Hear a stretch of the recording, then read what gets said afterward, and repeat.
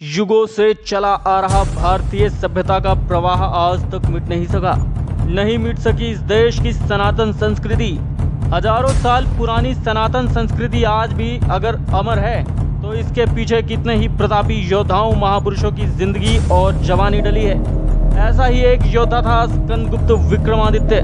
जब संसार की सारी प्राचीन सभ्यताओं ने सबसे खूंखार बर्बर हुण सेनाओं के सामने घुटने टेक दिए, तब हुणों के आतंक का विनाश करने निकल पड़ा था ये महान योद्धा, जिसका नाम इतिहास में स्कंदगुप्त विक्रमादित्य के रूप में अमर हुआ। हम आपको हुण विजेता स्कंदगुप्त की पूरी महागाथा सुनाएंगे, लेकिन पहले जान लीजिए आखिर ये हुण कौन थे, कहां से आए थे, क्या चाहते थे, ये कितने बर्बर और अमानुष थे। इसे जाने बगैर हम स्कंदगुप्त की कहानी को नहीं समझ सकते। हुण आक्रांताओं की बर्बरता का अंदाजा इसी बात से लगाया जा सकता है कि विश्व विजेता सिकंदर की मृत्यु के 100 या 150 साल बाद हुणों ने उनके देश यूनान को राख का ढेर बना दिया। हुण सेनाओं के भयानक अत्याचारों से समूचा यूरोप थर्रा उठा और देखते ही देखते रोमन साम्राज्य मटिया मेट होकर सदा के लिए अतीत का हिस्सा बन गया। खूंखार हुण अट्टहास करते हुए रूस की तरफ वोल्गा नदी की ओर बढ़ने लगे। वोल्गा नदी रूसियों के रक्त से लाल हो थी। चीन और मंगोलिया के उत्तर पश्चिमी इलाकों में जन्मी बर्बर हुण प्रजाति की घुसपैठ से महाकाय चीन भी थर्रा उठा। हुण सबसे पहले बच्चों को निशाना बनाते थे ताकि वो अगली पीढ़ी को नष्ट कर दे। इसके बाद वो औरतों को उठाकर ले जाते और उनकी दुर्दशा कर देते और आदमियों को मौत के घाट उतार देते थे। रास्ते में आने वाली हर चीज को वो या तो लूट लेते थे या राख के ढेर में तब्दील कर देते। उनके आतंक से बचने के लिए चीन के राजाओं ने उत्तर पश्चिमी सरहद पर एक विशाल दीवार का निर्माण ईसा पूर्व 3री-4थी सदी में ही प्रारंभ करवा दिया था। प्रथम चरण में 2000 किलोमीटर की चीन की दीवार देखते ही देखते कई शताब्दियों में 21,000 किलोमीटर तक की सीमा रेखा को घेर कर खड़ी हो गई। गाजीपुर और आसपास के इलाकों में आज भी माताएं अनजाने में बच्चों को कहती हैं कि सो जा बेटा, होनार आ जाएंगे। ये होनार दरअसल खूंखार हुण ही है। चीन की दीवार खींचने के बाद बर्बर हुण तब सोने की चिड़िया कहे जाने वाले भारत पर कहर बनकर टूटे।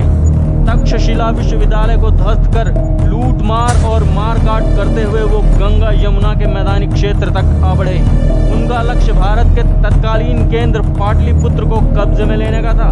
यूनान और चीन के बाद तक्षशिला और पश्चिमी भारत के पूर्व और गांधार राज्यों में हुण सेनाओं के खूनी खेल की सूचनाएं गुप्तचर पाटलिपुत्र तक पहुंचाने लगे। अनजान शत्रु की बर्बरता सुनकर 60 वर्ष की उम्र पार कर चुके सम्राट कुमारगुप्त के माथे पर भी चिंता की लकीरें खिंचाई। कुमारगुप्त चक्रवर्ती सम्राट थे, मगर आयु और वृद्धावस्था युद्ध भूमि में उतरकर सेना का नेतृत्व करने की अनुमति नहीं दे रही थी। सेना की अगुवाई करने वाले को लेकर चिंता बरकरार थी। दो बड़े राजकुमार गुरुगुप्त घटोत्कच गंभीर न थे। हुणों से मुकाबला कर जीवित लौट आने पर सभी को संशय था, इसलिए ये राजकुमार सेना की कमान संभालना नहीं चाहते थे। मगर कुमारगुप्त की दूसरी पत्नी देवकी के बेटे राजकुमार स्कंदगुप्त आगे आए और उन्होंने हुणों के सफाई के अभियान की अगुवाई करने की इच्छा पिता से जताई। मात्र 25 साल के इस युवा योद्धा ने उसके बाद जो किया उसकी गाथा गाजीपुर और गुजरात के जूनागढ़ स्थित गिरनार पर्वत श्रृंखला आज भी है। जो पराक्रम तब स्कंदगुप्त ने कर दिखाया था, उस समय की दुनिया में शायद स्कंदगुप्त जैसा अप्रमित योद्धा कोई दूसरा नहीं था। ये बात कहने के पीछे एक बड़ा कारण है। ज्यादातर योद्धाओं के नाम से कोई बड़ी लड़ाई या विश्व विजय जैसे अभियान जुड़े हुए हैं। इससे स्कंदगुप्त ने उस काल की दुनिया के बर्बरतम हुण लड़ाकू सेनाओं को सिर्फ अपने देश की रक्षा की, बल्कि उनका समूल नाश कर चीन समेत कितने ही भूभाग को हुणों को कुचल कर खुशी से भर दिया। अपने बाहुबल से स्कंदगुप्त ने दुनिया की प्राचीन सभ्यताओं को महाविनाश से बचा लिया। चीन और यूरोप के तमाम देशों को आज जिस रूप में हम देख रहे हैं, उसके पीछे कहीं न कहीं सम्राट स्कंदगुप्त विक्रमादित्य की ही भूमिका है। ईस्वी सन 455 यानी आज से करीब 1600 साल पहले उस महान नायक ने भारत की धरती पर हुणों के समूल नाश के उपलक्ष्य में विजय स्तंभ स्थापित किए। भारतीय इतिहास के दौर को समझने के लिए औरैहार जंक्शन के करीब का यह स्थान बेहद महत्वपूर्ण है। औरैहार के पास सेहतपुर भीतरी नामक इलाके में मौजूद स्कंदगुप्त की लाट गवाही देती है कि औरैहार वही स्थान है जहां पर बर्बर हुणों की फौज को स्कंदगुप्त ने अपने बाहुबल से टक्कर दी थी। ऐसी चोट पहुंचाई कि हुणों के इस जगह का नाम ही औरैहार या हनुहारी पड़ गया। मतलब वो जगह जहां हुणों की हार हुई, जहां हुणों की पराजय का इतिहास लिखा गया। जो भूमि सैदपुर भीतरी में दो नदियों के बीच का यह इलाका भागते हुए दुश्मन के लिए किसी चूहेदानी से कम नहीं था। शिलालेखों और अन्य ऐतिहासिक साक्ष्यों के अध्ययन से पता चलता है कि हुणों ने स्कंदगुप्त की सेना से निपटने के लिए चतुराई भरी चाल चली। उन्होंने पुष्यमित्र नामक राजा की अगुवाई में एक सेना को आगे भेजा। पहले से तैयार स्कंदगुप्त की सेनाओं ने उसे रोक दिया, मगर इसके बाद 2 लाख से ज्यादा अश्व आरोहियों से सजी हुणों की सेना अगली पंक्ति में आक्रमण करती है। पाटलिपुत्र की सेना को अपने कदम पीछे हटाने पड़े। हुणों के आतंक को लेकर तमाम किंवदंतियां पहले से प्रचलित थी। दूसरी लड़ाई में चोट खाकर स्कंदगुप्त की सेना का आत्मविश्वास डिगने लगा। उधर ये सारा समाचार सुनकर पाटलिपुत्र में समान कुमार गुप्त को भयानक हृदयाघात पड़ा और उनका निधन हो गया। पिता के निधन से अनजान स्कंदगुप्त सेना में जोश भरते रहे। इतिहासकार और शिलालेखों के अनुसार उन्होंने शिविर में बिस्तर का त्याग कर दिया और सैनिकों के साथ रात में भूमि पर ही विश्राम करना शुरू कर दिया। स्कंदगुप्त की कोशिशों से सेना दोबारा जोश से भर उठी और हुणों की सेना पर जोरदार हमला बोल दिया।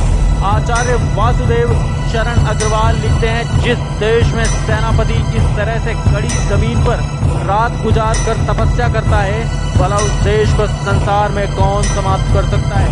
इस युद्ध में स्कंदगुप्त की वीरता भी बेमिसाल थी। घोड़े पर सवार होकर इस योद्धा के धनुष से सैकड़ों हुण सैनिक कट रहे थे। दोनों हाथों से तलवार लेकर जब ये योद्धा किसी दिशा में चलता तो वहां दुश्मनों की लाशें बिछ जाती।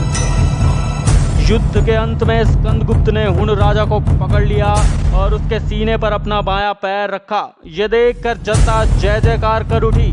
स्कंदगुप्त द्वारा हुणों का समूल विनाश किए जाने की खबर पूरे विश्व में फैल गई। हुणों के देश में स्कंदगुप्त की चर्चा हर जुबान पर हो गई तो चीन के लोग भी खुशी से नाच उठे। जिन हुणों से बचने के लिए वो बीते 600 सालों से लगातार दीवार बनाने में जुटे, अब उन्हें भी विश्राम मिल गया। चीन के इतिहास स्रोत के अनुसार चीन के सम्राट ने तब भारत के राजदूत को दरबार में बुलाकर स्कंदगुप्त के पराक्रम की भूरी भूरी प्रशंसा की और इसका संदेश पाटलिपुत्र भिजवाया। सेहतपुरी भीतरी में हुणों का संहार करने के बाद भी स्कंदगुप्त रुके नहीं। उन्होंने गुजरात और सौराष्ट्र में भी शांति व्यवस्था स्थापित की, जहां के हुणों ने कब्जा कर रखा था। भीतरी अभिलेख में पूरी कहानी लिखी है। उस महायुद्ध की महागाथा लिखी है जिसमें हुणों के आतंक का महाविनाश हुआ। इस अमिट पत्थर की लकीरों में लिखा है, इस समर भूमि में स्कंदगुप्त का रौद्र रूप देखकर बर्बर हुणों की बर्बरता तक कांप उठी। हुणों पर विजय के बाद उन्होंने देश के कई इलाकों में शिलालेख और विजय स्तंभ स्थापित किए। बेहतरी में उन्होंने महान विष्णु मंदिर की स्थापना की, जिसके खंडहर भीतरी में चारों ओर फैले हुए हैं।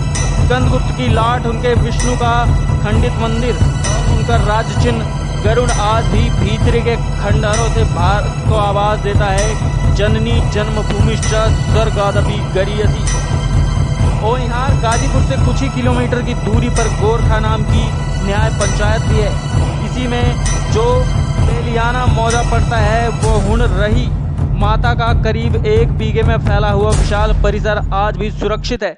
यहाँ रहने वाले 80 साल के पुजारी और स्थानीय निवासियों के अनुसार उनके दादे परदादे के जमाने से माता की पिंडी यहाँ लोग देखते आ रहे हैं। साफ है कि यह स्थान सैकड़ों साल पुराना है। रीवा में सूफिया नामक शिलालेख में स्कंदगुप्त को धर्म आचरण में भगवान राम की तरह बताया गया है, सदाचार और सुनीति में सम्राट युधिष्ठिर की तरह। ऐसे ही सम्राट थे स्कंदगुप्त विक्रमादित्य, जिन्होंने भारत को सुरक्षित रखने के लिए अपना यौवन और अपना जीवन सब कुछ न्यौछावर कर दिया।